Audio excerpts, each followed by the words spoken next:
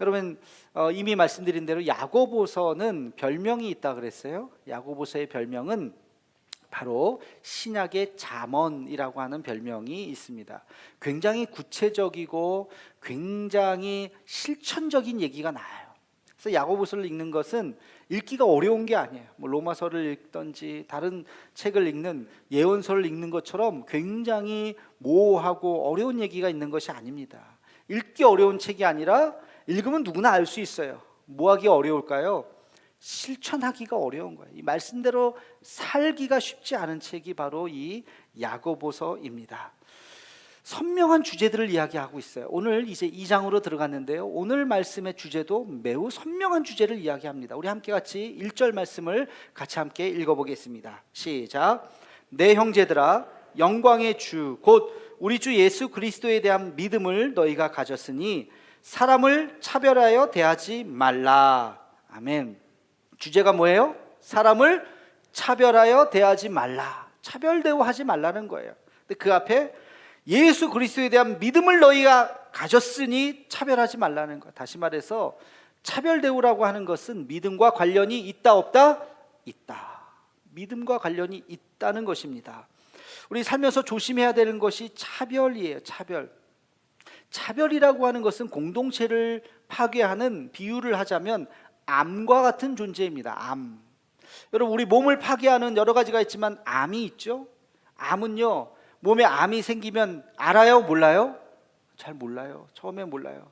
감기는 걸리면 하루 지나고 이틀 지나면 머리 아프고 기침 나고 열 나면 아이고 감기구나, 가서 진찰하고 약 먹으면 돼요. 근데 암은요, 내 몸에 암세포가 생기면 몰라요. 하루 이틀 만에 아는 사람이 있어요? 한 달, 두 달. 정기검진은 어떻게 우연히 가서 발견하는 거예요. 아이고 6개월 지났네요. 아유 1년이 지났네요. 그래서 어떤 암은 벌써 발견하니까 3기, 4기 그렇게 되는 거예요. 우리 몸에 그런 못된 세포가 자라고 있었는데 우리는 모르고 있었던 거죠. 공동체를 파괴하는 것 중에 하나가 바로 이 차별이라고 하는 거예요. 차별 대우가 있으면 잘 몰라요. 사람들이. 누구만 알까요? 그걸 경험한 사람만 알아요. 아유 저 사람 왜 차별 대우하지? 그러면 섭섭해요. 서운해요. 말하기도 창피스럽고, 말하자니 자존심 상하고 말도 안 하고 그냥 섭섭한 마음, 그냥 뭐 서운한 마음으로 그냥 지나가고 있는 거죠. 그런데 그게 암이라고요.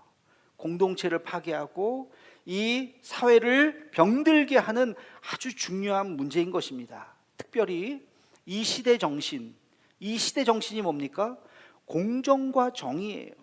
우리 장로님 오늘 기도 중에서도 공정과 정의 얘기하셨던데, 공정과 정의라고 하는 건 지금 이 시대의 시대 정신이라고요. 여러분, 우리하고는 관련이 없었지만 서울시장, 부산시장 선거 결과 보셨잖아요. 뭐 박빙일 거다 뭐 했는데 박빙은커녕 20% 30% 차이가 났다고요. 특별히 젊은 친구들이 돌아선 거예요. 이 정부에 대해서 공정하지 못하다, 정의롭지 못하다고 생각한 거죠. 그러니까 그냥 돌아서게 된 거예요. 이 가치가 이 시대에 굉장히 중요한 가치라고 하는 것을 우리는 생각해야 됩니다. 이 사회도, 나라 민족도, 어떠한 공동체도, 우리 교회까지도 우리는 혹시 차별이 없는가 하는 것에 대해서, 공정하지 못한 것은 아닌가에 대해서 우리는 생각해야 되는 것입니다. 차별은 어디서 생기는 걸까요? 왜 차별이 생기는가? 가만히 생각해 보면 차별은 차이에서 시작이 됩니다. 차이.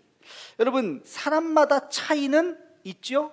이건 인정해야 됩니다. 사람마다 차이가 있어요. 생긴 거 다 다르잖아요. 잘생긴 사람이 있고 좀 못생긴 사람이 있고, 그렇죠? 생긴 거 다 달라요.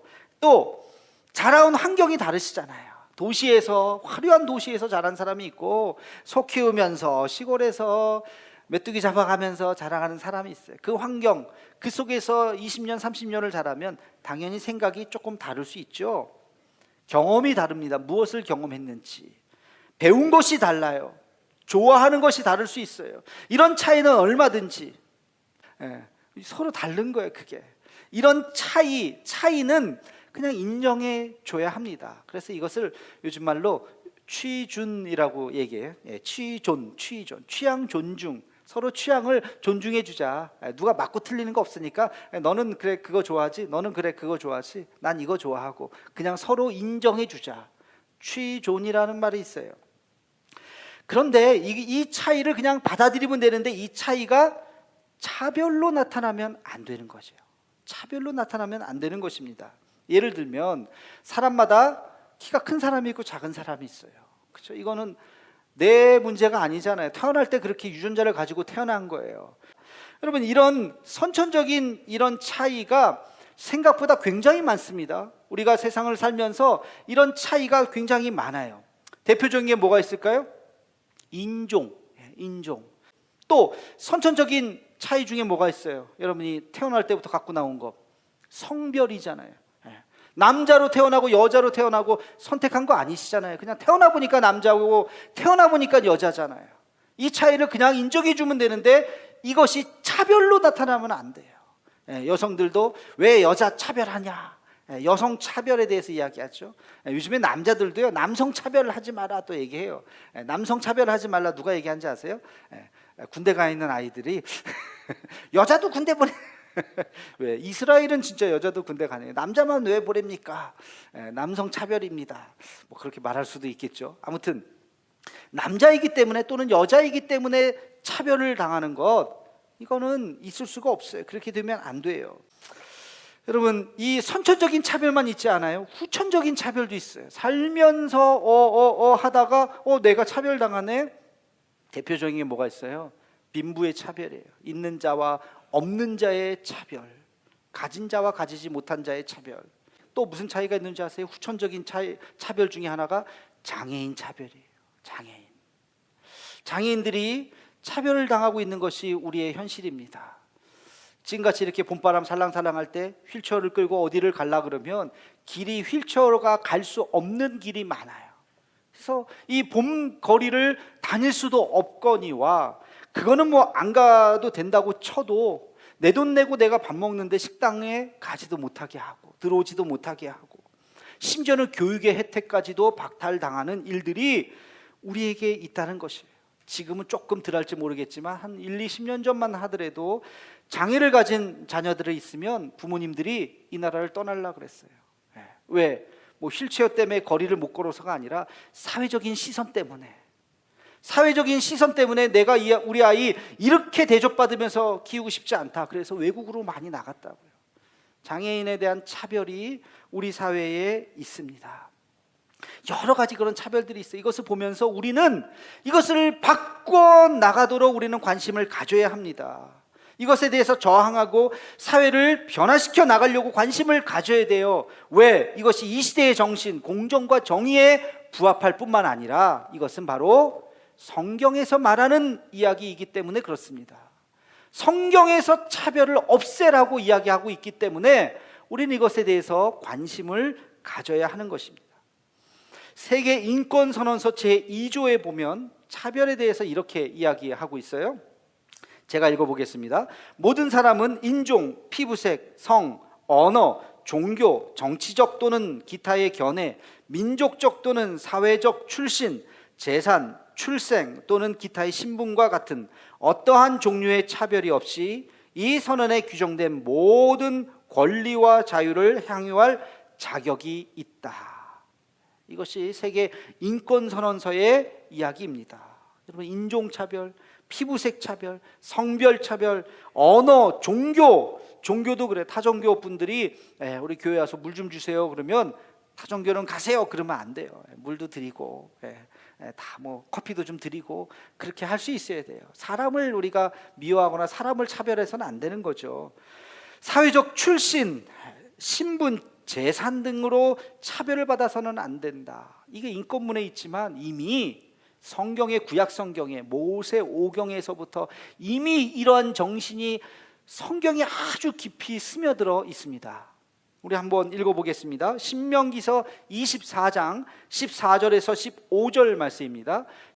곤궁하고 비난한 품꾼은 너희 형제든지 내 땅 성문 안에 우거하는 객이든지 그를 학대하지 말며 그 품삯을 당일에 주고 해진 후까지 미루지 말라. 이는 그가 가난함으로 그 품삯을 간절히 바람이라. 그가 너를 여호와께 호소하지 않게 하라. 그렇지 않으면 그것이 내게 죄가 될 것임이라. 아멘.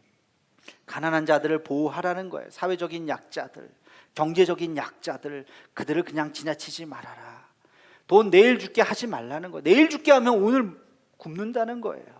오늘 주라는 거예요. 오늘 주라. 계속해서 20절에서 22절까지 또 이런 이야기가 나옵니다. 함께 같이 읽겠습니다. 내가 내 감람나무를 떤 후에 그 가지를 다시 살피지 말고 그 남은 것은 객과 고아와 과부를 위하여 남겨두며 내가 내 포도원의 포도를 딴 후에 그 남은 것을 다시 따지 말고 객과 고아와 과부를 위하여 남겨두라. 너는 애굽 땅에서 종되었던 것을 기억하라. 이러므로 내가 내게 이 일을 행하라 명령하노라. 아멘. 추수를 할 때 그냥 이거 지나쳤는데 그러면 그냥 가라는 거예요. 그거 그냥 억지로 하나하나까지 다 주지 말라는 거예요. 왜? 객, 나그네들이죠. 고아와 과부들. 고아와 과부는 땅이 없는 사람들이에요. 이 사람들은 경제적인 약자일 뿐만 아니라 그 시대의 사회적인 약자들이었어요. 기댈 데가 없는 사람들이었어요. 그들을 위해서 그냥 내버려둬라. 악착같이 추수하지 말고 한 70%, 80%만 추수하고 나머지는 그들이 와서 자기들이 그것을 추수해서 먹을 수 있도록 해라. 이것이 성경의 정신입니다. 약자 보호법. 약한 자를 보호해 주라는 것이 성경을 관통하는 매우 중요한 주제예요. 예수님도 그래서 그렇게 사셨잖아요. 예수님 이 땅에 사실 때 가난한 자들의 뭐가 되었습니까? 친구가 되었어요. 가난한 자들의 친구가 되었습니다. 병자들, 환자들, 장애인들 보면 그들을 그냥 지나치지 못하셨어요. 고쳐주셨어요. 민망해 하셨어요. 그들을 위해서 축복하셨어요. 이것이 예수님의 삶인 것입니다. 여러분, 예수님의 정신을 따르는 사람들이 누굽니까? 우리잖아요. 교회잖아요. 교회가 바로 성경의 정신, 예수님의 정신을 따르는 사람들이 우리잖아요. 그러므로 우리도 이 시대의 경제적인 약자들, 사회적인 약자들을 우리는 그냥 지나쳐서는 안 된다는 것입니다. 돌봐야 돼요. 우리가 할 수 있는 범위 안에서 우리가 살펴주어야 하는 것입니다. 여러분, 그런데 오늘 말씀에 너무 재밌지 않아요? 야고보서의 말씀이 2000년 전 문서인데 야고보가 너무 적나라하게 꼬집고 있잖아요. 너희 교회에서 이런 일들이 있다. 여러분, 오늘 이 말씀은요, 소설이 아니고 실제로 그런 일이 있어서 야고보 사도가 꼬집은 거예요.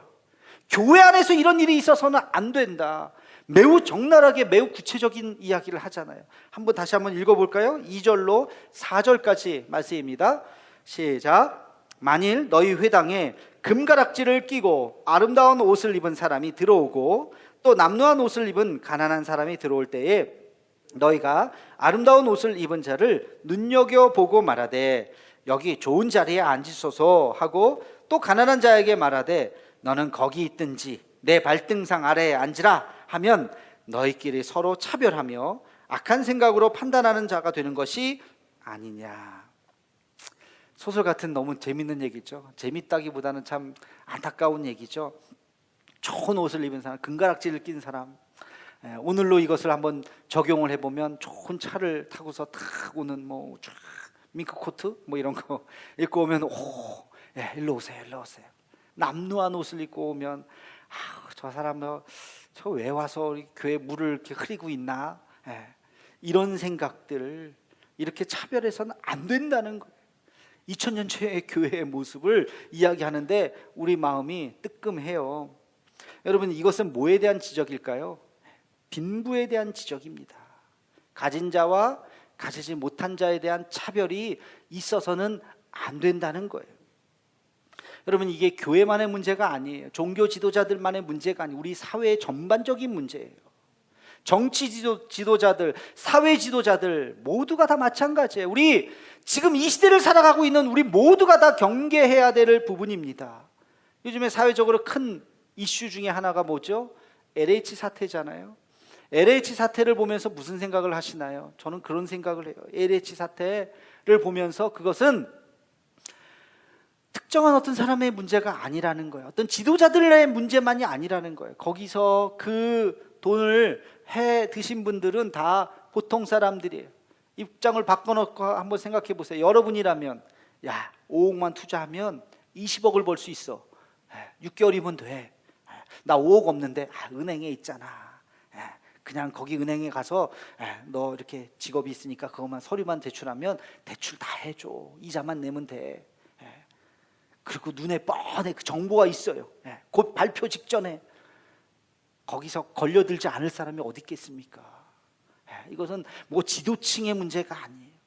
우리 사회 전반에 아주 깔려 있는 그런 불법과 그러한 돈에 대한 황금 만능주의에 대한 그러한 사고가 우리 안에 있는 아주 씁쓸한 자화상의 모습이 아닌가 싶습니다.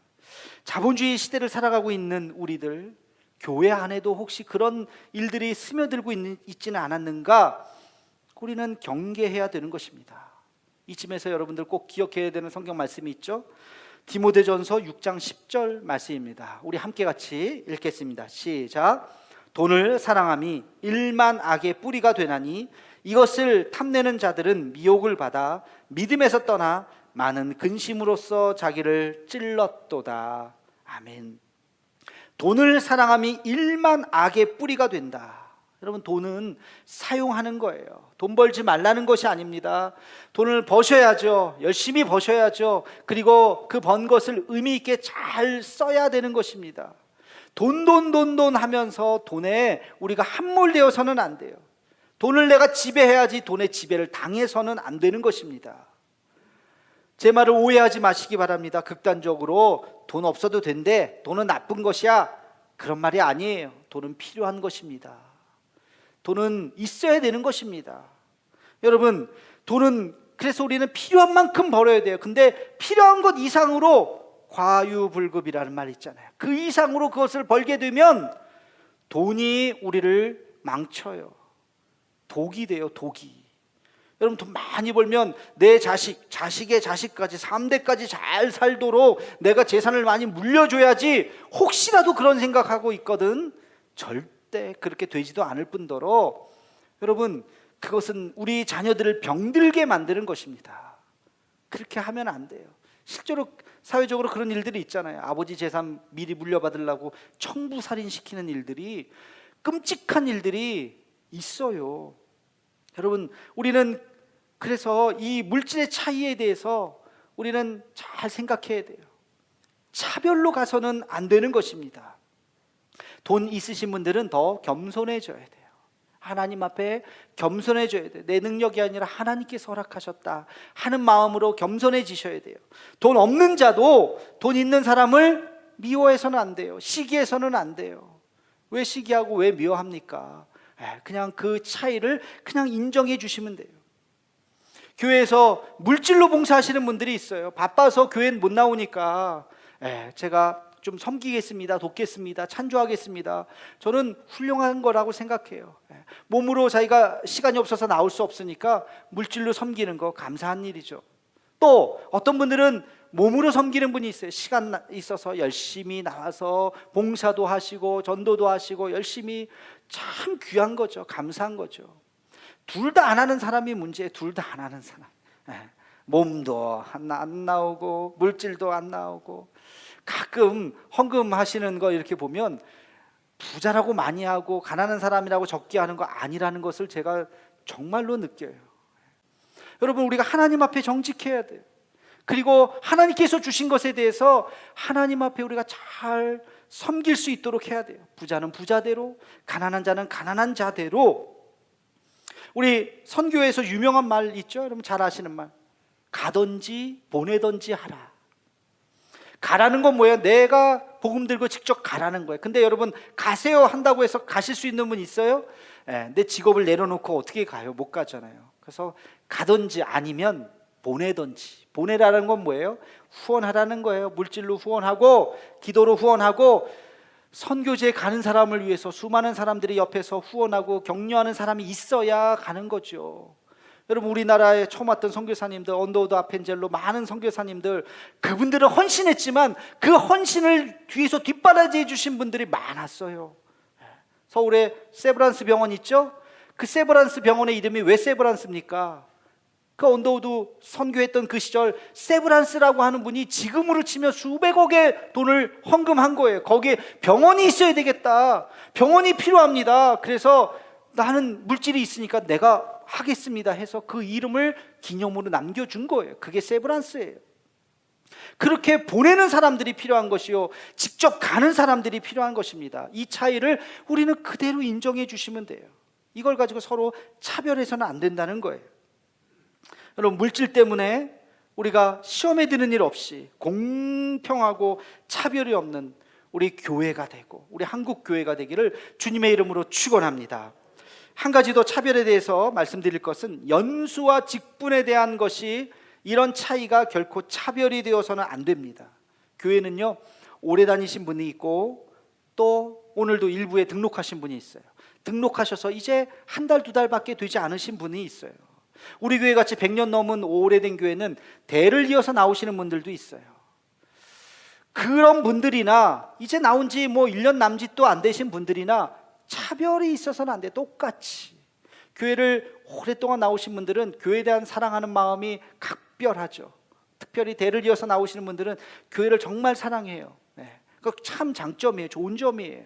근데 이분들의 단점이 뭔지 아세요? 네. 교회의 변화나 교회에 좀 잘못된 것을 잘 못 봐요. 밖에서 와야 이 교회는 이러네, 그걸 알 수 있어요. 한평생 이 교회만 다니신 분들은 우리 교회에 조금 이상한 부분들을 잘 못 봐요. 그냥 그랬으니까. 근데 다른 교회에 있다가 오신 분들은 대본에 알죠. 이 교회 특징이 이런 거구나 하고 알아요. 그 두 분이 함께 잘 조화를 이룰 때 우리는 날마다 변화하고 날마다 개혁되는 좋은 교회를 만들어 갈 수 있는 것입니다. 여러분, 직분도 마찬가지예요. 직분을 얻는다는 것은 매우 영광되고 소중한 것입니다. 저는 여러분들이 직분에 대한 사모함이 있었으면 좋겠어요. 직분을 잘 감당하려고 하는 마음, 그 직분을 사모하려고 있는 마음은 매우 저는 좋은 거라고 생각해요. 근데 그 직분이 계급이 되어서는 안 된다는 거죠.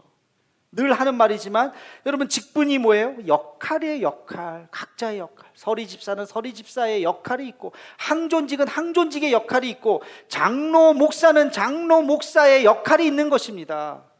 그 각자에게 맡겨진 그 역할을 잘 수행하면 되는 거예요. 높고 낮음의 문제가 아니에요. 각자가 자기에게 주어진 일들을 잘 감당하는 역할만 있는 거예요. 우리는 공통적으로 주님을 예배하고 찬양하죠. 여러분들은 예배 나오셔서 말씀을 들으면서 예배를 드려요. 저는 말씀을 전하면서 저도 은혜 받고 저도 예배를 드리는 거예요. 저도 찬송 부르고 저도 함께 아멘하며 함께 같이 기도하고 이 시간 예배를 드리는 겁니다. 서로 사랑하는 것이고, 복음을 우리가 땅끝까지 전하는 것은 차별이 없어요. 모두가 다 공통점으로 해야 되는 일들입니다. 거기에 각자의 역할이 있을 뿐이에요. 갈라디아서 3장 28절에 보면 이런 말씀이 있어요. 우리 함께 같이 읽겠습니다. 시작. 너희는 유대인이나 헬라인이나 종이나 자유인이나 남자나 여자나 다 그리스도 예수 안에서 하나이니라. 아멘. 스쳐 지나갈 같은 이런 말씀이지만 매우 핵폭탄 같은 말씀이에요. 그 당시로 생각해 보면 유대인이나 헬라인은 이방인이었잖아요. 이 둘은 상종할 수 없는, 유대인이 볼 때 이방인들은 불쏘시개라, 지옥의 불쏘시개라고 생각했던 사람들. 근데 이들이 하나다. 종과 자유인, 종과 주인이 어떻게 하나가 됩니까? 남자와 여자, 그 당시는 남자 여자의 차이가 컸죠.